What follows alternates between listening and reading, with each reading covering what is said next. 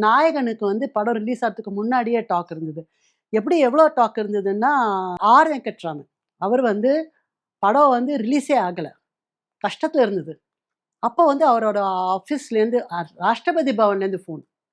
படம் வந்து எங்களுக்கு நீங்க ராஷ்டிரபதி பவனுக்கு அனுப்புறீங்களா? அந்த ரீல்ஸ் அனுப்புனீங்கன்னா, நாங்க வந்து போடணுன்ட்டு. அப்பதான் அவர்கிட்ட வந்து அ எங்க அண்ணன் தான் எடுத்திருக்கான். அவன் நம்பர் எழுதிக்காம விட்டுட்டான். அப்புறம் திட்டுனாங்க.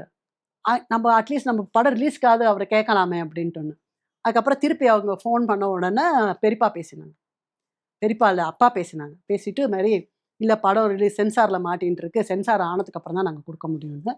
சரி நாங்க பார்க்குறோம். சென்சார்ல என்ன பண்ண முடியுமோ நாங்க பார்க்குறோம். நெறைய கட்டெல்லாம் பண்ணிட்டு குடுத்தாங்க. அதனால அந்த இடத்துல ரீச் இருந்தது. ஸோ டெஃபினட்டா எங்களுக்கு தெரியும் அது வந்து இட் இஸ் ரொம்ப பெருசா போக போகுது அப்படின்னு. சக்சஸா போகுதுன்னு. பொன்முட்டையிடும் வாத்து தான் அது.